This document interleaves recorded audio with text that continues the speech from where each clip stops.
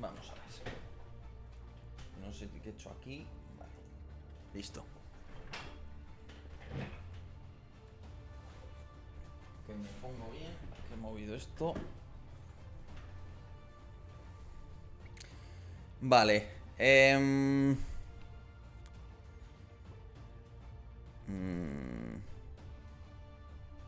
Sabiendo que es complicado, ¿qué probabilidad darías a lo que te pregunte de Taiwán? Ya no pregunto más eso por hoy. Venga, Ale, pregunta. No te preocupes, pregunta. Yo te respondo. Dale, Alberto. A ver, Taiwán, ¿qué quieres preguntar?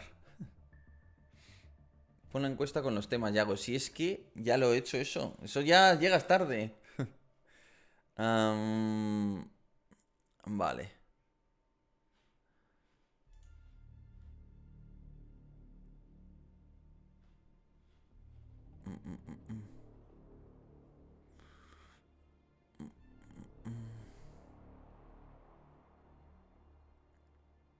La probabilidad que veo a un ataque por parte de China. Vamos a ver, que China va a intentar recuperar Taiwán lo tengo claro. Que lo van a intentar hacer dentro de la medida de lo que consideren viable mediante una estrategia de zona gris, algo que no requiera un conflicto directo, también me queda claro. Creo que lo normal es que busquen una victoria en las próximas 2 décadas de un partido nacionalista chino y a que a partir de ahí busquen una... bueno, pues una unificación que firme, o hacerle firmar al nacionalista chino que ganen en las elecciones de Taiwán, que firme un acuerdo que permita estacionar tropas chinas y que China entre sin pegar un tiro. Algo a la Crimea, algo de ese estilo, ¿no? Si entramos en un escenario, digamos, bueno, pues serio, ¿no? De enfrentamiento. Bueno, pues vamos a ver un poco la geografía. Y lo que a mi modo de ver, pues son los riesgos, ¿no? Reales de ese conflicto. Vamos a ver. A ver. Taiwán. Mira, perfecto. Uy, va.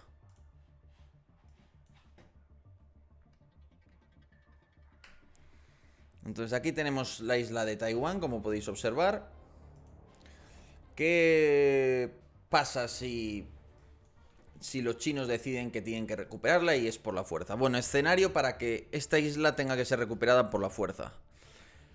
Si hablamos de un escenario a largo plazo, pues bueno, el Partido Comunista de China, para el primer centenario de la victoria en la Guerra Civil China, quieren poder decir que han unificado, han completado la unificación, ¿no? Porque en la Guerra Civil China, aunque al gobierno nacionalista de Chiang Kai-shek se le derrota casi del todo, pues logra mantener Taiwán. Y no solo Taiwán, la isla de Formosa, sino también las Islas Pescadores, Matsu, Kinmen, es decir, todas estas islas también son de Taiwán, que son islas que constituyen un... no todas estas, no sé si exactamente estas, creo que sí, pero bueno, que son varias, ¿no?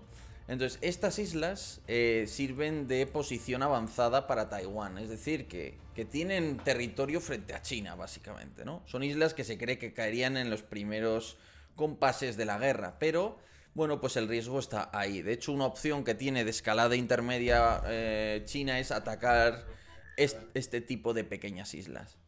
@cosas militares. Si nos pasase un octubre 7 en Ceuta o Melilla, ¿no crees que reaccionaríamos parecido como sociedad?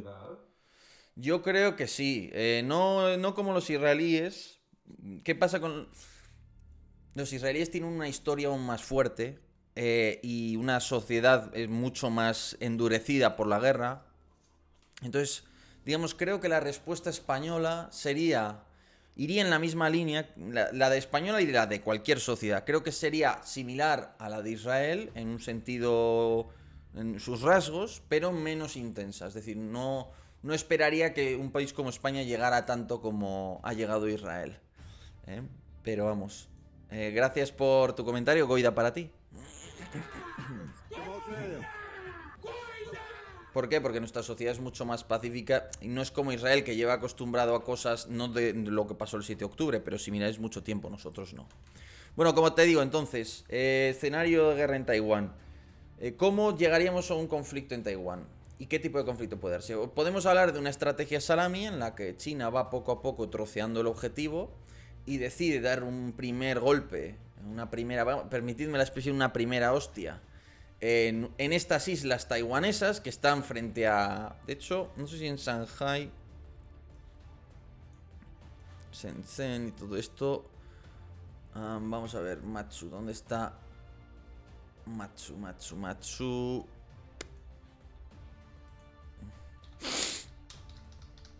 Vamos a ver. Vale, ahí está. Vamos a ver. Bueno, entonces podría atacar estas pequeñas islas frente a la China continental y amenazar, ¿no?, con una invasión de Taiwán, dando estos primeros pequeños golpes, ¿verdad? Lo otro que podría hacer es rodear Taiwán y tratarla como Estados Unidos trató a Cuba durante la crisis de los misiles. Es decir, yo creo que una opción que tiene al final China es la siguiente: decir, oye, mira, despliego a la Armada Popular de Liberación, voy estableciendo un bloqueo naval, una jaula, no ataco a nadie, pero despliego mis buques rodeando toda la isla, ¿no? Y advierto que no puede entrar ni salir ningún tipo de cargamento militar, ¿no? Y aquí ya solo con establecer este bloqueo le planteo a Estados Unidos una dicotomía de decir, oye, mando una flotilla de la libertad cargada de armamentos con la intención de cruzar el bloqueo chino con el riesgo de que esto lleve a un conflicto, de que se produzca un combate. Y ahí ya entraríamos en ver cómo reaccionan los chinos, ¿no?, en función de la situación. ¿Y qué pasa si los taiwaneses reaccionan disparando, abriendo fuego? Que esa es una opción que se podría dar, ¿no? Esta es una primera opción de China para no ser tan vehemente, ¿no?, y para forzar una tensión y una situación prebélica sin llegar a la situación bélica. La otra opción que tiene China, pues es en realidad una cosa parecida, pero más directa. Es decir, establecer un bloqueo naval rápido, no destinado a desatar una crisis prebélica larga, sino destinado a bloquear la isla y de manera lo más rauda posible, lo más rápida posible, lanzar pues varias operaciones de asalto anfibio en distintas partes de la isla, ¿no? Mientras el bloqueo naval previene una operación de refuerzo de la Armada de los Estados Unidos que venga del exterior, ¿no? Y de esta manera pues se iría tomando sobre todo la capital, Taipei, los distintos puertos que controlan Taiwán y sobre todo la cordillera central, que os lo voy a marcar aquí, pues constituye la espina dorsal de la defensa geográfica que puede hacer Taiwán, por todas las colinas que hay por ahí y tal. ¿Qué tendría que darse para que lleguemos a ese escenario pronto? Vamos a ver. El escenario de guerra mundial que hemos planteado se produce cuando se conectan varios conflictos. Es decir, cuando tú analizas la Segunda Guerra Mundial, ya os lo he dicho más de una vez, pero la Segunda Guerra Mundial no es una guerra. Son varias guerras que en un momento dado confluyen. Por ejemplo, hay quienes consideran que la Guerra Mundial no empezó con la invasión de Polonia en el 39, sino que empezó con la invasión de China por parte de Japón en el 37. Lo que pasa es que la invasión de Japón a China en el 37, la invasión de Alemania a Japón y Francia en el 39 y el 40, la invasión alemana a la Unión Soviética en el 41 y el ataque japonés a Pearl Harbor y a las colonias holandesas y británicas en Asia en el 41 hacen que de repente todos esos conflictos confluyan. Entonces Alemania y Japón se enfrentan a sus adversarios, y eso a qué lleva, pues a que Alemania está en guerra con China. ¿Por qué? Porque Japón ha invadido China. ¿A qué? A que Japón está en guerra con la Unión Soviética. No, porque en ese caso mantuvieron un tratado de no agresión hasta agosto del 45, cuando Stalin ordenó lanzar la operación Tormenta de Invierno, creo recordar, para tomar el Manchukuo. Entonces, lo que voy yo ahora es, oye, tenemos una guerra abierta en Ucrania que no se ha cerrado, tenemos una guerra en Oriente Próximo con Irán, con un programa nuclear iraní que no se ha cerrado. ¿Qué pasa si se da un reconocimiento internacional por parte de Estados Unidos de Taiwán. Se le reconoce como un estado soberano independiente, con potestad para adquirir armamento y lo que le dé la gana. ¿Y qué pasa si se produce un corte a los recursos energéticos? ¿Por qué? Porque si entramos en un conflicto con Irán, se producen ataques sobre los pozos petrolíferos de Irán, suministrador de China, de los países árabes, suministradores de China, se produce una crisis energética que daña primariamente a quién, al gran consumidor de energía, que es la industria china, muy demandante en términos energéticos y incapaz de autoabastecerse. Por tanto, iríamos a un escenario en el que el pilar de la economía china se hunde, básicamente. ¿Podría China considerar que esto es culpa de Estados Unidos y entender que derrotar a Estados Unidos es la única vía de evitar todos estos problemas en Oriente y de restablecer sus líneas de comunicación? Yo lo veo improbable, pero hay que recordar una cosa. ¿Cómo empieza la Segunda Guerra Mundial? Cuando se le impone el bloqueo económico, ninguna acción militar, una acción económica, de Estados Unidos a Japón en materia de petróleo. Ese embargo al petróleo japonés hace que la industria japonesa se vaya a quedar inminentemente sin energía para seguir funcionando.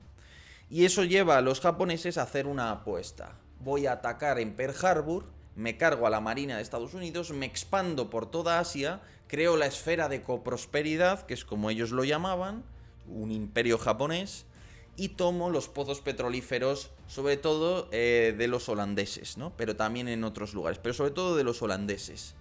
Y con eso aseguro que la industria japonesa seguirá pudiendo producir.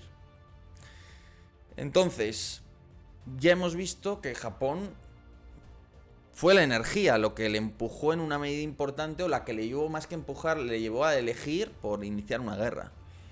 ¿Qué pasa si tenemos un escenario similar con China? Bueno, pues ese es el otro escenario que yo temería.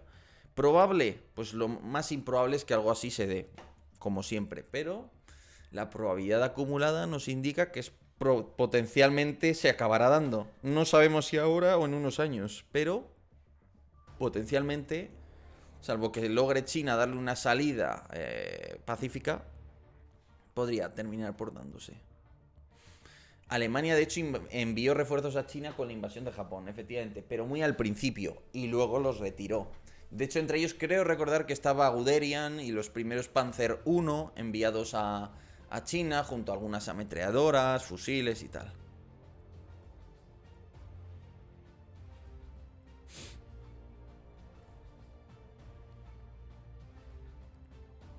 Vale.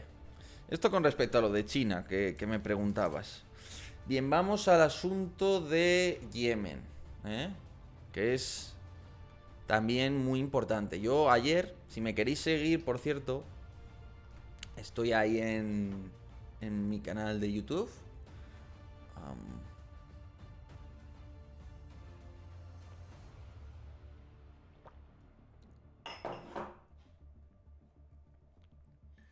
Vamos a ver.